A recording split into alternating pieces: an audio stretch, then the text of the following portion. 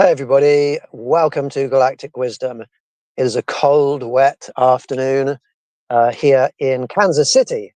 Kansas City is where I presently am.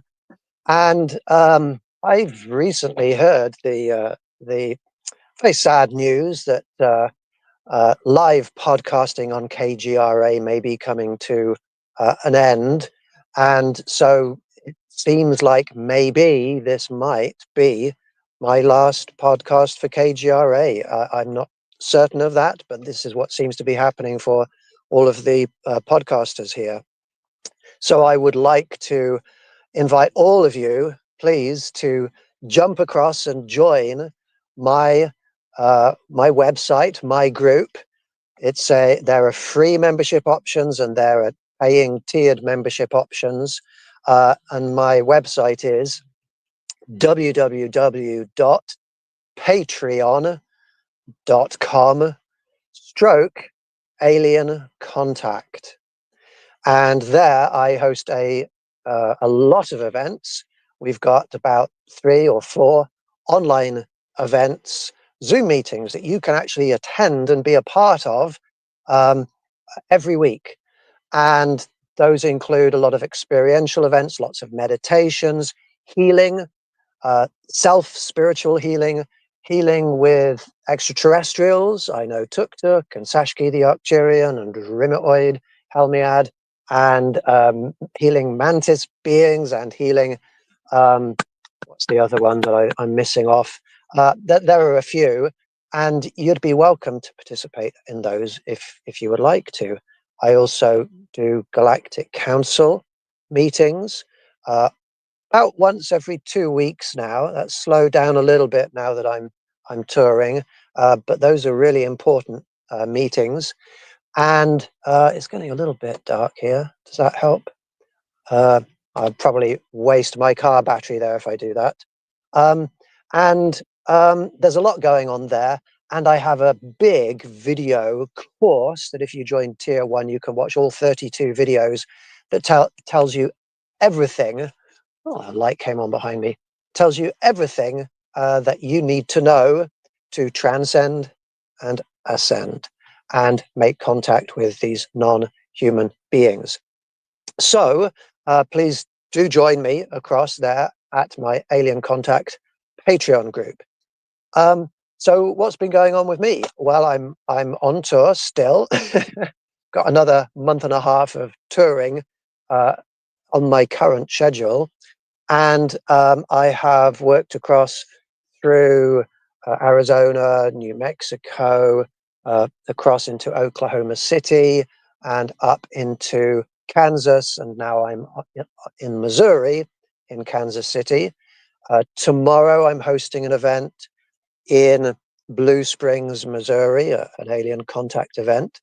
And the weather forecast is much better than this. And the next day, on Saturday, I'm hosting an event in Buckner, Missouri, which is also on the edge of Kansas City. So if you're in the area, send me a message, email me, or message me at my Patreon group, and I will send you all the details for those events. And then I'm heading, east to Columbia, then Columbus.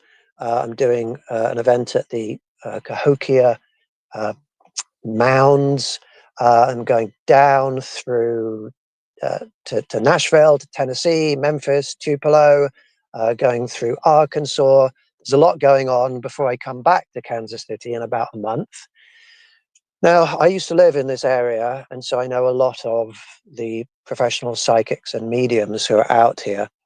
And a few years ago, they were showing interest in my alien contact events, and they were coming out to them and they were seeing alien beings showing up. And so coming back to this location, they all want to meet up with me. Let's go out and do alien contact. Let's meet up and do private sessions where we connect with the beings again. And so a lot's been happening. And something very important that has been happening is I've been having stronger and stronger physiological signs that these beings are with me. So I get high pitched tones in my ear. I get like a pressure wave. It's not an air pressure wave though. It's like a spiritual pressure wave that comes through me, sort of hits my head when they arrive, like they've just sort of popped into existence and caused a pressure wave. And I feel that it's very distinctive. It's like nothing else you would feel in our everyday lives. And when I feel that, people around me say, "Whoa, Rupert, I just saw something appear. You've now got an energy field around you. You've got beings of light standing behind you. One of them's got their arm around your shoulder, like it's like a half hug." Um, People are seeing um, protective umbrellas of energy form around me when I'm doing events. There's multiple confirmations that when I feel something, people are seeing it. Some of my events, 4 or 5 people are seeing the beings coming in when I feel them come in, and it's blowing people away. People are uh, crying and tearing up because it's so profound at my events that they're seeing these alien beings coming in um, when I invite them to come in, and often before. Often they're actually with me as soon as I get out my car and start putting on my warm clothing.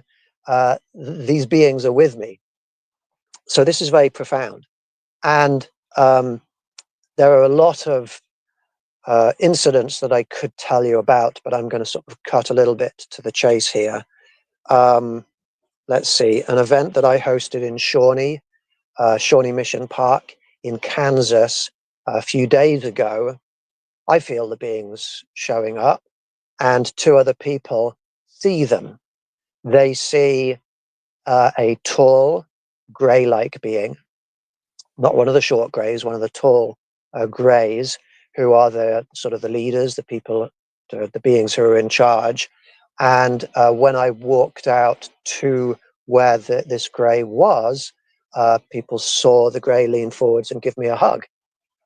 Um, at that same event, 2 people saw a new being that I haven't previously identified. The being identified herself as Arana, Arana, Arana. She has what appears to be almost a white crystalline face. We're not sure if it's an exoskeleton or a mask or quite what it is, but it's hard. It's not like skin. And projecting up from her head, there is an orange something, and multiple people are seeing this at the same time, so we know that we're not imagining this, and that these beings are standing there in the field just a few feet away from us. And I've been able to have quite open communications with this being through one of the professional mediums who was at these events and whom I'm continuing to meet up with, and to meet up with Arana, who is just very openly answering all of my questions. It's really free and easy communication. It's like, what do I ask you next? That's the hard part. What do we ask next? And Arana is her species comes from the Pleiades area of our sky, but not the Pleiades star cluster. Now, the Pleiades star cluster is only 100 million years old or so, and that's not enough time for anything to have evolved there. So I don't know the full history yet of Arana, but that general area of space is where her species is from.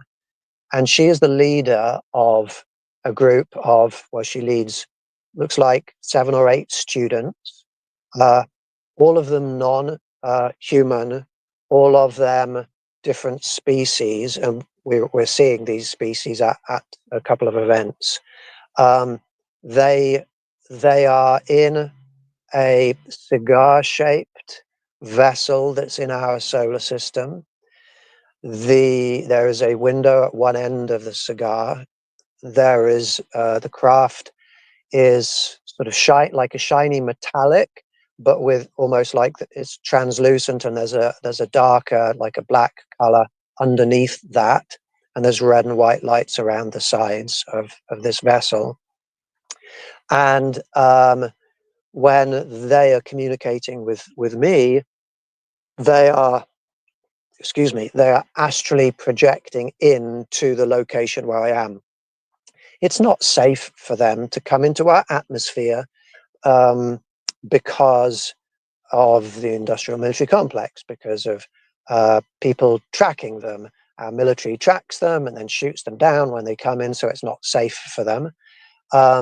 But they can safely astrally project into us. And so they have come in on a couple of occasions and communicated with me, with us. And as I said, multiple people have seen these beings. So it's logical proof that they're real and this is not just made up. I did video these people giving their testimonies. And on my website, I will be posting the testimonies of the people that have seen these beings. So Arana is the leader of this group of students. Now, I don't think probably advanced non-human entity students are comparable to human students. I suspect that their students are way more advanced than our most learned people on this planet. And but among those students, we saw a tall blue being who seems to know me, who has communicated with me before, but I don't recall when or where that would have been. Sometimes I don't see them as clearly as the other mediums see them, so I don't know quite from where I know this person. But this being knows me, seems to know me quite well. And there is a reptilian, and the reptilian is dark-skinned. And very often, these beings assign themselves human names so that they are able to interact with humans more easily. And the human name of this reptilian, this large, dark-skinned reptilian, is Abbott. Okay, Abbott, I don't know where that comes from, but Abbott gave me a message. He said, "Thank you for not being scared of me," because often when reptilians appear, they are feared, they are scared, they are seen as evil just because of how they appear and because of the disinformation that people spread about them. But I know some reptilians, including Abbott and Icod and Shushashar and Tushashar, who are actually kind, who will even heal people if they can. They will come to my meetings and protect us. So that was Abbott, and Abbott was there at this event, and he was giving us thanks for not being scared. Then there was, let's see, there was a mantis being. We didn't get the mantis being's name. Maybe that was more of a supervisory being as well, because often they are. And they were there initially, but then they left. Let's see, there was a goblin there. Goblins are subterranean. They sort of blur the line between, is this an alien or a cryptid? They have very distinctive tails that are pointy. Sometimes people describe the tails having a barb on them, or like an arrow at the end of them. Sometimes people describe the tails as dinosaur-like or dragon-like. But these beings are small, reddish brown or rusty color, and I get the feeling that they're less technological, but they are telepathic and transdimensional. And when they first showed up, actually in this area, Blue Springs, Missouri, they came to one of my meetings and asked for help. And so that's one of the things I try to do. I try to help them. And let's see, what were the other beings? I'm losing track of who they were. But one interesting thing happened during the event that I hosted in Shawnee Mission Park. The park closed 2 hours earlier than I expected, and we were asked to leave, otherwise we'd be locked in. So in the middle of my communications with these non-human entities, we had to leave, and we invited them to come with us, to follow us, to reconnect with us. And as we're driving in convoy, all of the attendees of my event, 10 minutes to another park that was open later, um, the psychic, the medium who was with us, was seeing, sensing the blue being flying along with us outside of our cars, the blue energy flying along with us, not in a craft, but just sort of there, drifting along with us. So that's interesting. So when we got to the second park, they were right there with us. We did a little meditation and asked them to come back in, but they were there with us. So it's very easy. It's very interesting how easy this is for them to astrally project anywhere. In fact, it's easy for us to astrally project anywhere. Um, and I'm going to come back to that in a minute, because I did an interesting experiment with astral projection a few days ago. Now, communicating with Arana, I asked quite a lot of questions, probably an hour's worth of questions, and I'll try and condense them into the most important ones. But they are monitoring humans. They're coming, they're monitoring lots of humans, many humans. In particular, I'm one of the people that they're choosing to monitor a lot, because they're interested in the tour that I'm on, in all of the events that I do. They're interested in the things that I say. They don't just come along and hang out just to show people, yeah, we're real. They're listening to what I'm saying, and there's judgment going on. Now, we all judge each other all the time. And I'm going to say we kind of can't help that. It's usually automatic. And it's a naturally evolved thing that helps us to move towards safe situations and away from unsafe situations. It's how we then deal with our judgments that determines whether or not, I guess you could say, we're being judgmental. A lot of people then react with negativity after they've made a judgment. That's not good. Whatever the situation is, that's not good. Some people act with violence after a judgment. Whatever the situation is, that's not good. These beings are judging humanity because they can see, they can observe that human beings are frequently violent. Even people who are good-hearted people, who are kind and generous at times, when faced with situations and people that they don't like, they often switch to thinking it's right to be harmful. And so we are seen by non-human entities as being unstable, sort of like, I'm not sure schizophrenic is the right word, but sometimes being really nice and sometimes being dangerous and terrible and causing harm. And so Arana and her students, they're observing and they're learning about humanity.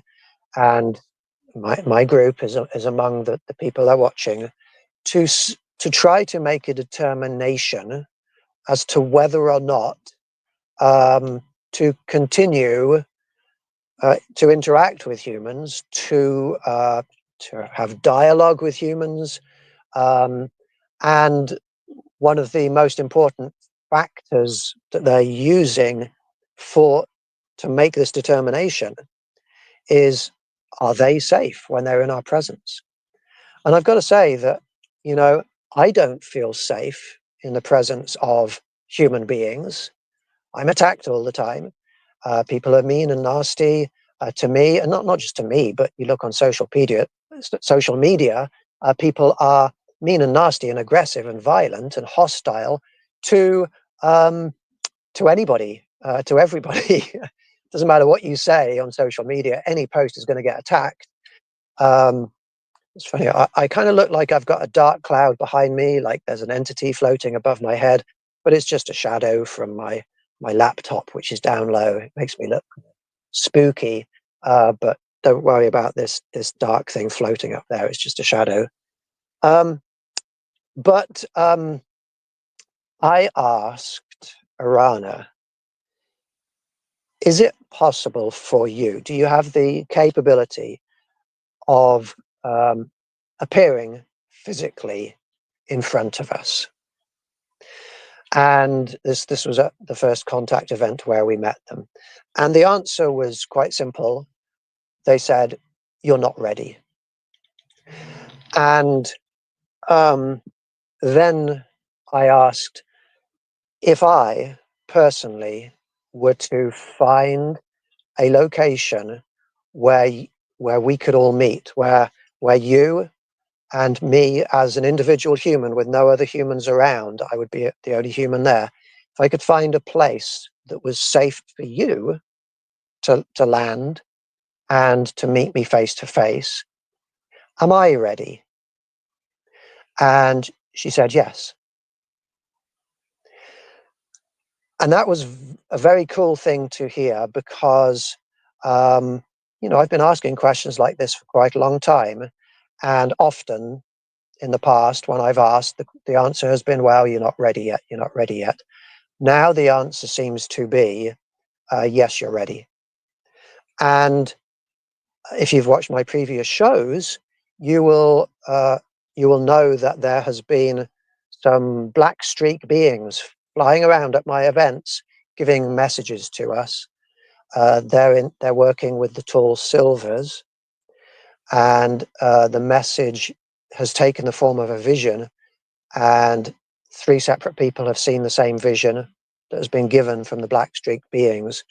And the message, the vision, was of a forest clearing with several different species of being in that forest clearing, and me walking into that forest clearing to meet with them. And so we're getting elements of this vision, of the idea that I'm going to be meeting with these beings in a forest clearing by myself. We're getting a lot of supporting evidence for that. And I think that's what's going to be happening in the next few months. Now, I was napping the other day in my car in the afternoon, which I have to do because I stay up late into the evenings to do my contact events. And I wake up early in the mornings when the sun comes out. And while I was napping, I was dreaming. And I got a dream of a Google Map image. And on the Google Map image, it had my current location, and it started to show a direction for me to move in. And a woman's voice, a female voice, I will say, said to me that I had to go. I'm not going to try and state it word for word because I can't remember exactly, but she said, you have to move back towards your home. Go back the way that you've come, basically. And I woke up instantly with the knowledge that had not been a dream. It was almost like it was audible in my dream. It was the strongest communication I've ever had during a dream, maybe apart from one incident when I was very young and a spirit talked to me while I had sleep paralysis. But I received that message, which is basically go west. And a few months ago, I received the same message, and I wasn't sure whether to believe it, to trust it. I don't just trust things. I need more evidence. Then 2 or 3 beings have been saying, you got to go back the way you came. And there have been, shall I say, some darknesses to the east that have been making me feel like going to the East Coast at the moment is probably not what I should be doing. So when my tour schedule has run its course to mid-February, I will have done a few more states. I will be back in Kansas City, I'm sure, and I will be hosting more events here in Kansas City in February. So if you want to come to my events, then join my website, send me a message. I'll send you details of my events. And I'm going to stay here for a week or two because there's stuff going on here in terms of communicating with different beings. But then I'm going to move west. And there's 4 places that I need to go. One of them is Skinwalker Ranch. I'm not sure why. I've been there a couple of times, and it's kind of calling me back. The second place is Sedona. Sedona is a very it's a big hot spot for spiritual and alien stuff, and I need to do more investigations there. There are beings there that I need to make friends with and get to know. Then there is Las Vegas. There are Nordic beings, tall whites is one name for the beings that walk around as human, disguised as humans, in Las Vegas. And I would like to meet with them. If you're a tall white or a Nordic being, or indeed any being hybrid who walks among us, please come to me, find me, and let us sit down for a coffee or a nice meal somewhere, and let's talk. There is a lot to talk about. As you know, the future is approaching. Changes are going to happen, and I may be able to help with some of those changes. So please get in touch with me if you're a non-human being watching this podcast. I will not judge you. I will love you unconditionally and understand that I don't know everything, and I'm open to being told what you know and where you think we should go. So Skinwalker Ranch, Sedona, and of course Bradshaw Ranch there, Las Vegas, and Sitgreaves National Forest, where Travis Walton was taken. I'm going to camp there for a few days at the abduction site. It wasn't an abduction, but I'm going to camp there and check out that area, because the last time I was there, one of my party saw a tall alien being walking across the road, maybe 10 minutes drive from the site where Travis Walton was taken. So I'm going to go and camp out there. You can come and join me if you want to. Just join my group. And then there's a really hard question to ask, and that is, why are the beings now saying that I am ready, personally, but people who come along to my meetings are not? And I think we could extend that question to, why are they showing up at all? Why are they protecting me? Why are they putting their protective umbrellas or force fields around me? Why are they speaking to me, telling me which way to go? It's complicated, and I don't know if I can say it all here, but let me give you a little bit of a summary. They need to feel safe around the people that they're with. And if in the future human beings are going to be living with them in their communities, in their alien habitats, wherever they are, whether they're on craft or on other planets or in extra dimensional realms, the only way that they're going to allow that is if they know that those human beings, the individual human beings, are not going to cause harm in that community. So when they look at humanity, and they've been watching humanity for thousands of years, when they look at humanity, we come across as being violent, volatile, dangerous, aggressive, exploitative, We go into places, and without the respect for the conscious beings that are there, we destroy in order to take what is there. We are not intelligent enough, generally speaking, to fully comprehend the consequences of our actions. A lot of people on this planet don't get that who we vote for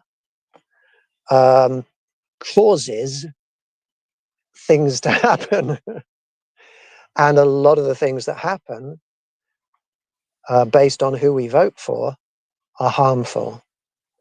A lot of people don't get things like the food that we eat, the lifestyles that we have result in harm to others.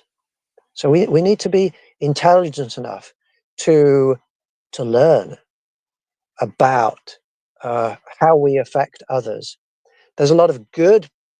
No, I'm going to rephrase that. There's a lot of kind-hearted people, beautiful, wonderful characters who are very generous and kind, but they just don't get that the way they live their lives is causing harm to others. It doesn't matter how kind you are, how funny, how friendly, how peaceful you are even. If you go into a non-human society and you don't get that acting in certain ways, living in certain ways is going to harm others, you're not going to be invited there. So the most important things that I teach, that I expose people to, is the idea that humans aren't naturally able to live without harming others. We're not naturally able to do that because we're belief-based. We believe things, and then our beliefs cause us to be negative and harmful towards people that don't believe those things. And we don't have a good grasp on how we affect the animals in Borneo when we buy palm oil, things like this. We often don't get those things. And so what I'm trying to do is expose people to thinking processes that facilitate enlightenment, that then through understanding more intellectually advanced moral discussions and philosophies, we can then choose with knowledge and enlightenment to act in a way that is non-harmful. But in order to do that, we need to be open to learning. We need to be able to transcend from the conditioning of our societies, of our religions, of our politics, of our schooling. We need to be able to transcend. Transcendence, then with spiritual purification, ascendance. I have gone through in my life a constant, continual deep dive into the philosophy of morality and the learning of reality. I became a space scientist, space technologist in order to learn reality. I understand the scientific process. I understand what proof is. And morality is very complicated, as is clear in our societies today when you look at all of the conflict, the disharmony. I teach people how to rise above that, how to learn how to ascend, and therefore how to be completely non-harmful to the extent that's practically possible, because there is not completely non-harmful. You scratch your forehead, you kill some stuff that's living on it, little mites and insects and bacteria and stuff, so that there's no such thing as not harming, but there is not harming to the extent that is practically possible. And so when the question was asked, are we ready? No, when we were told, you're not ready as a group. And then I was told as an individual, I am ready. I'm going to say that it has not been easy, but I have got to the point where um, I am ascended enough, I'm harmless enough that I could enter into their societies and not cause them harm. I would probably still need a little bit of education, but I'm open to that. That's where I am. Now, humanity is on a really dangerous course. Um, you know, the most important thing that I teach is to put peace above everything else. Always put peace above everything else. Put peace above politics. Put peace above religion. Put peace above finances and everything else. And if you can do that, you can always be peaceful. It is possible to always be peaceful. That is attainable for human beings. It's never going to happen for all human beings. The whole population of the planet is never going to be peaceful. So we can sort of let go of that hope, because it's a meaningless hope if it's impossible. There are people on this planet who are never going to be peaceful all the time. As individuals, we can learn to be peaceful all of the time, unless we're actually physically being attacked. I'm a black belt karate instructor. If somebody physically attacks me, I'm going to defend myself. That's acceptable. But pretty much then we have to step back and say, well, I've defended myself. Now I'm not going to keep attacking you. I'm not going to hurt you more than you were trying to hurt me. We need to be that level of peaceful. We can achieve. It is possible to achieve that peacefulness, putting peace first. But then what do you have? What do you have beneath that peace?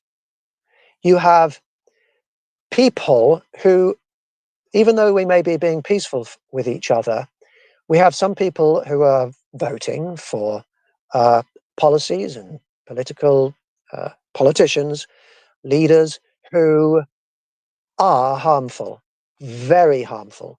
Like, if we don't get this right, nuclear war, harmful. International wars, the number of wars over the last few years has been increasing, and it's continuing to increase because of how we vote, largely. So if you get that wrong, then you're causing a lot of harm. How can you be friends with somebody that you know is causing that level of harm? We've also got climate change and global warming going on, and a lot of that is perpetuated by big industries and by the politicians, the politics. Again, we come back to politics. The politics of energy resources, fossil fuels, renewable energy resources.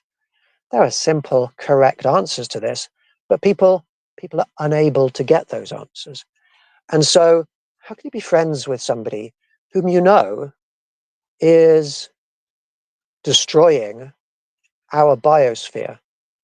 Because they're harming everybody, including us, if they're making the wrong decisions in politics, and if they're making the wrong lifestyle choices. How can we all be friends with each other? Well, we can, but it's full of disharmony. Because we see injustices, we see other people harming us, and we kind of feel like we need to do something about it. We see whole countries just about to be taken over violently, and we want to do something about that. Do we just sit back and say nothing? It's hard, because our friends around us are causing this to happen, and people are disagreeing with each other. That much is clear. Look on social media today. There's a lot of disagreement, a lot of pain and conflict, hurling backwards and forwards. So we might be able to get to live in peace with each other. But human beings, we don't have the capacity to live in harmony with each other. What we would need, I think I do need a bit of light here. What we would need to live in harmony with each other is for everybody to agree on what is real. And the only way to have a conversation or a process by which you can determine what is real is to, not with disinformation, but real information, do a logical analysis of reality to make a logical conclusion about this is real, it has been proved. That's beyond most people's capacity. You know, many people can do it. Scientists are very good at doing it, but many people, it's beyond their capacity. Many people, you can say the most obvious thing, 2 + 2 = 4. But if that statement is disagreeing with the policies of a certain person's political views or a certain person's religious views, they're going to reject that. We've got a lot of people being belief-based, just believe whatever has been told to them. We've got a lot of people who are trying to determine the truth and are more logic-based. You can't use logic to convince a person of faith that they're wrong, even if they are wrong. Because the person of faith just won't go there, just won't go there. They believe, they have faith, that's set in stone, okay? And a faith-based person can't convince a logical person that their faith or their belief is right because they don't have any tool to do that. They don't have a tool to prove that they're correct, because that's what beliefs are. Accepting something as being true that has not been proved.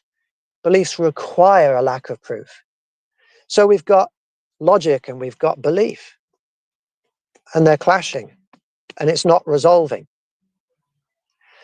What we need, the only way out of this, is for the two people who are clashing to both become logical. That's the only way out. With beliefs, you can believe anything at all. There's never going to be harmony in that. With logic, with proof, with knowledge, with facts, that can spread, that can be taught, that can be understood. If a person is logical enough, if a person lets go of their beliefs, that's never going to happen. So what are we left with? We're left with the possibility of peace if people put their mind to it, but never harmony. That's not within human nature. Humans are not viable when it comes to living in harmony with each other. We never have been. What we need is to be more logical. What we need, therefore, is to be less faith-based, less belief-based, and more knowledge-based. We need to be more intelligent. Now, human beings do have enough intelligence to be logical, but the side of them that is belief-based is too strong. The logic isn't strong enough. The intelligence isn't enough to overpower that whole fantasy stuff, that imagination stuff, that fairy tale stuff. So human beings could keep sort of continuing along into the future with this disharmony. That's all human beings can really do. You can have pockets, isolated pockets of harmony with people who are wise enough to learn about reality. That's something I offer in my group. That's something that you can have, you can be a part of. But it's really hard for most human beings. So, and if my words are not resonating with you, it's not going to work. I do have a very open, loving community of people who have all manner of different beliefs, and we're friends. We're good friends, but there is disharmony in there. So, on top of that sort of community, uh, I have routes through which people can ascend and ascend, and that's where the beauty is. That's where the harmony is. Human beings have reached the point where we have the technology to destroy ourselves, and we don't have the wisdom not to do it. So we are. And the wars are going to get worse and more. More people are going to be dragged in. And the climate's going to keep getting worse and worse and worse. More people are going to be destabilized. There's going to be more mass immigration due to climate change, more destabilization, more conflict. And the human population is going to crash. And the only hope is not for humans, it's for what comes next. There needs to be a speciation event. There needs to be a splitting on the tree of life, where one of the branches one or more of the branches of beings are more intelligent. They're more logical. It doesn't mean, this is not Star Trek. It doesn't mean being Spock. It doesn't mean being Vulcan. It doesn't mean giving up the beauty of emotion and love. Love is the most valuable thing in the universe, and that's going to remain. But we need to be a little smarter. It's not going to work for humans because it's in our DNA that we're not smart enough. In general, individuals can be, yes. This speciation that I'm talking about has already happened. We've got different beings who are mostly human, but different. We've got various different hybrids. We've got various different advanced non-human entities around us where this speciation has already happened. They're with us. They're among us. And as humanity collapses, they're going to be rising. They are going to be in a better position. And it's not a takeover. It's not hostile. It is an evolution. Now, where does that leave you and I? If you're just going to be a regular human being and make all the wrong choices and be harmful, it doesn't leave you in a good place. You're gonna be, your fate is going to be the same as all of the other humans on this planet, and there's not much can be done for you. I wish I could help. I really do. But if you're smart enough, if you're intelligent enough, if you're open enough, like I'm not talking like university mathematics degree smart. I'm talking sort of 7th or 8th grade, or if you're in England, year 7 or 8. That sort of level intelligence.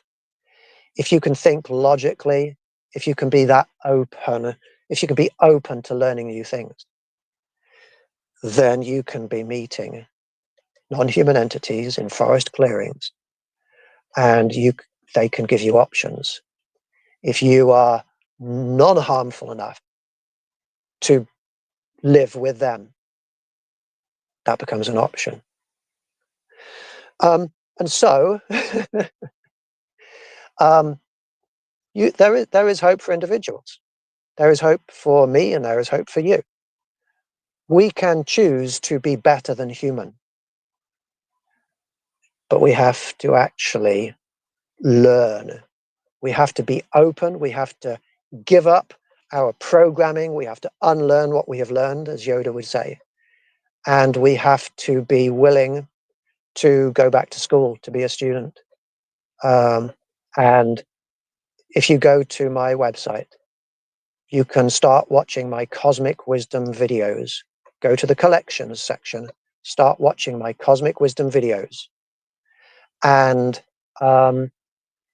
you can learn from them. A 32 video course. If you really want to learn quickly, join tier 3 or tier 4 of my group, and we can have pretty much daily communications. I can help you personally. I can mentor you. I can answer all your questions. We can communicate backwards and forwards, and you can be part of what is going to happen. Part of what is going to happen is I'm going to be at some stage learning from them, and then I am going to be assisting in the movement, the transition of some humans, those humans who are ready, into their societies. You can be a part of that if you want to. So again, www.patreon.com/alien contact. Now, these may be the last few words that I say to you on this show because of what's happening with KGRA. I don't know if I'm going to get to see any of you again or talk to any of you again. So if you've enjoyed any of the things or found any of the things that I've said enlightening, please do let me know. Please do get in touch with me. Please do join my group. As I said, there's a free membership option, and there are various different tiers if you want to learn at a more advanced rate. www.patreon.com/alien contact. I wish you all peace, love, and well-being. I've enjoyed the last couple of years talking to you all, and I hope I get to meet you all in person. Take care, everybody. Goodbye for now.